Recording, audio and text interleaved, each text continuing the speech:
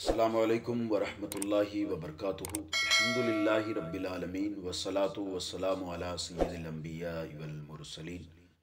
अम्मा बाद फ़ऊज़ु बिल्लाहि मिनश शैतानिर रजीम। बिस्मिल्लाहिर रहमानिर रहीम।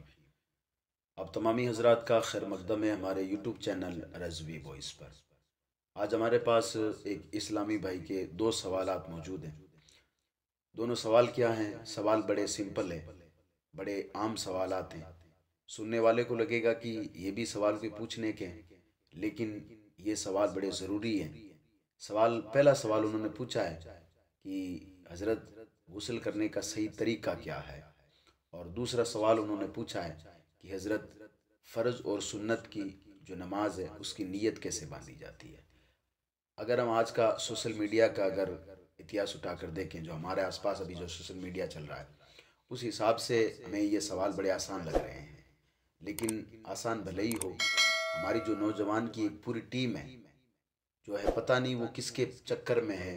उनको ना पाकी और नापाकी और पाकी का ख्याल है, ना उनको जो है मतलब नमाज का सही तरीका मालूम है, और वो पता नहीं किसके चक्कर में घूम रही है कि ये साबित करो, ये साबित है कि नहीं है, ये साबित है कि नहीं है, वो है कि नहीं है, वो है कि नहीं है।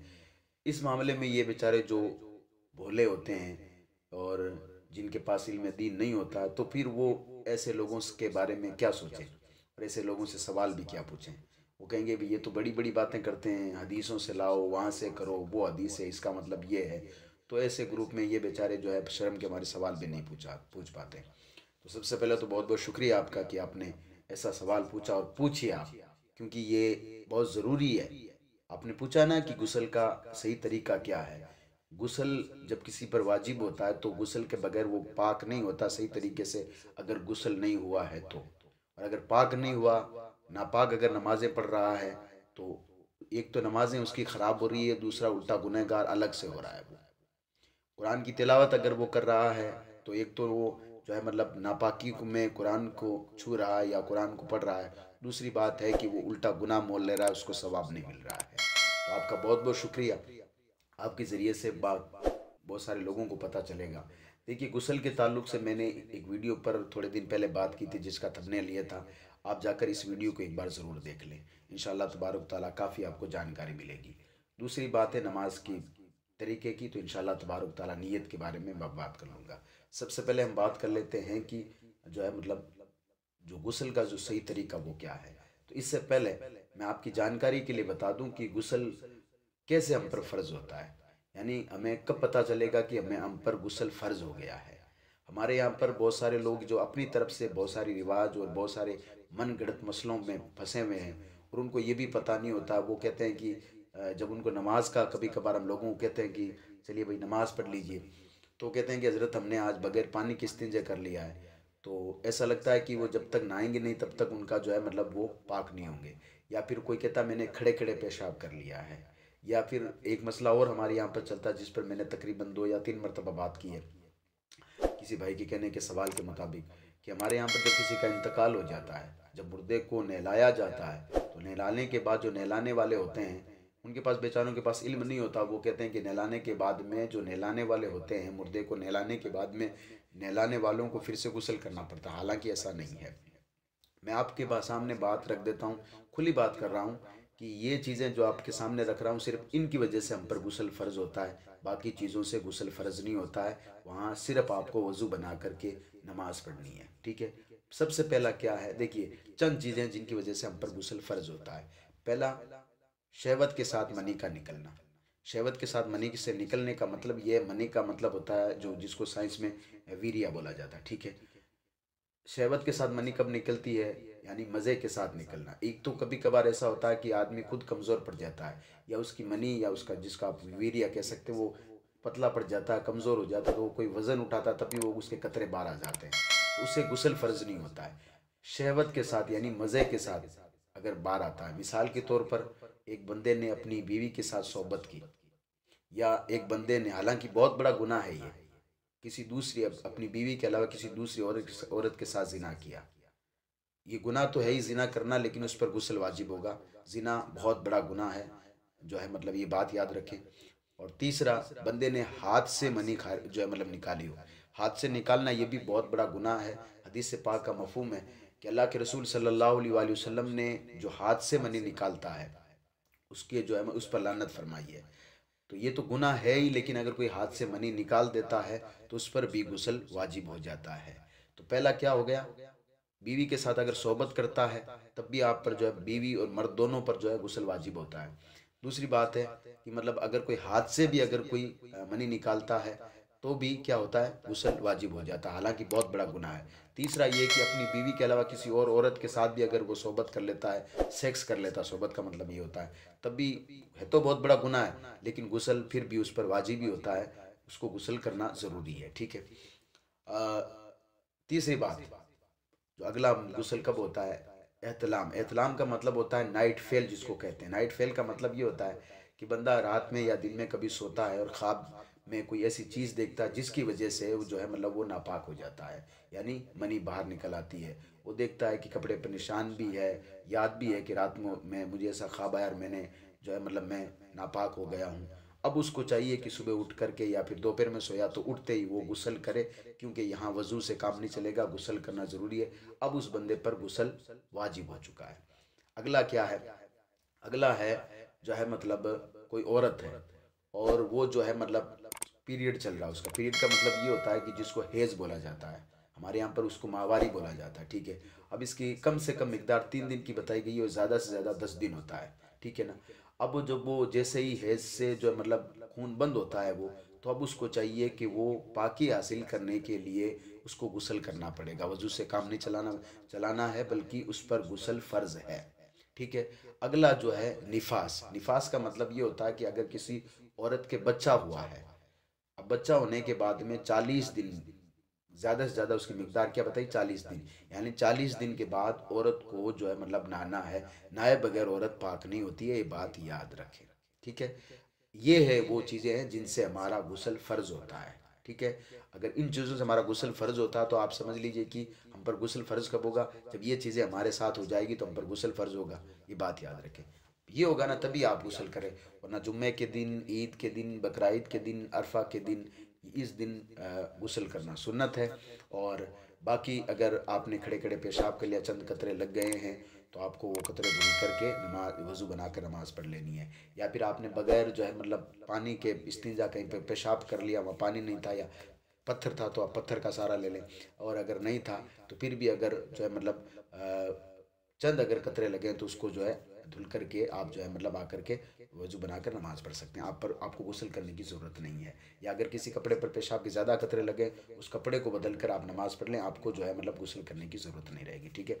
अब अब किसी को अगर गुस्ल की हकीकत में हाजत है, मिसाल के तौर पर रात में कोई बंदा सोया, उसको ख्वाब में उसने ऐसा कोई ख्वाब देख लिया जिसकी वजह से वो जो है नापाक हो गया, या फिर मैंने थोड़ी देर पहले बताया किसी ने जो है मतलब माज़अल्लाह ऐसा गुनाह कर लिया कि हाथ से उसने मनी निकाल ली, हाथ से मनी निकाल ली किसी ने, हालांकि बहुत बड़ा गुनाह है, मैंने पहले बता दिया है। या फिर किसी ने जो है अपनी बीवी के साथ सोहबत किया, किसी माज़अल्लाह किसी दूसरी औरत के साथ, यानी उसकी बीवी नहीं थी, हालांकि गुनाह कबीरा जिसको ज़िना कहा जाता है, वो कर लिया, उस पर गुनाह गुस्ल वाजिब हो चुका है। अब वो गुस्ल किस तरह से किया जाएगा, इन्होंने सवाल पूछा ये है। तो सबसे पहले मैं आपको बता दूं कि देखिए तरीका यह है सुन्नती, कि आपको गुस्ल करने के लिए कम से कम एक पर्दे की जगह होनी ज़रूरी है, जो कि आजकल तो अल्हम्दुलिल्लाह पूरी सहूलियत है, हर घर में गुस्ल खाने बने हुए हैं। ठीक है। तो वहाँ अंदर दाखिल होते ही आपको सबसे पहले क्या करना है कि घुटनों तक हाथ धोना है। घुटनों तक हाथ धोने के बाद में जहाँ पर नापाकी लगी हुई है, क्योंकि आप पर गुस्ल नापाकी की वजह से हुआ है ना, जो नापाकी निकली है वो नापाकी पहले धुलनी है, हाँ घुटनों तक हाथ धुलना है। फिर इसके बाद में क्या करना है, वो नापाकी जहाँ जहाँ लगी हुई है वो नापाकी धोनी है। ठीक है। और अगर किसी कपड़े पर अगर नापाकी लगी हुई तो उस कपड़े को दूर कर देना, उस कपड़े को पहन करके जो है मतलब नहाना नहीं, ये बात याद रखें। ठीक है ना।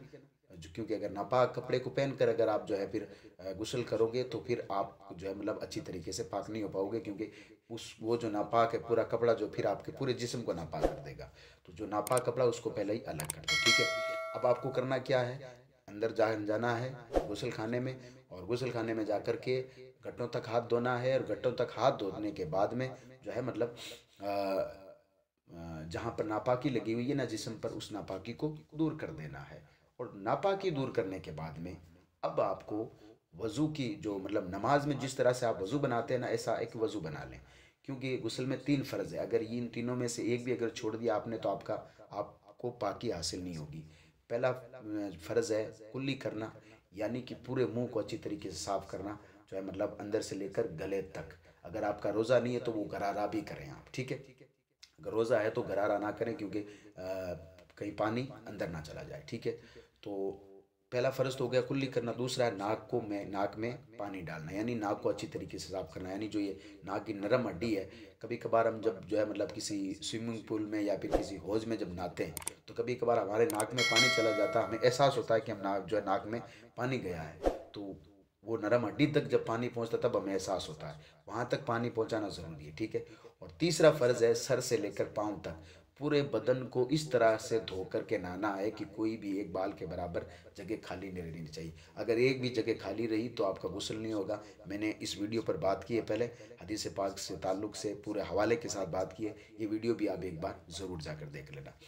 तो अब ये सारे फ़राइज़ अदा करने के लिए आपको क्या करना है, गुस्ल कर लें। गुस्ल का मतलब क्या है, पहले आप घुटनों तक हाथ धो लें और फिर जहाँ नापाकी लगी हुई है दूर कर लें। और फिर क्या करें, 3 मरतबा अच्छी तरीके से कुल्ली करें, फिर 3 मरतबा अच्छी तरीके नाक को साफ़ करें, फिर 3 मरतबा चेहरे को धो लें, और फिर 3 मरतबा सीधे हाथ को कोहनी समेत धो लें। फिर जो है उल्टे हाथ को 3 मरतबा कोहनी समेत धो लें, और इसके बाद में 1 मरतबा सर का मसा कर लें।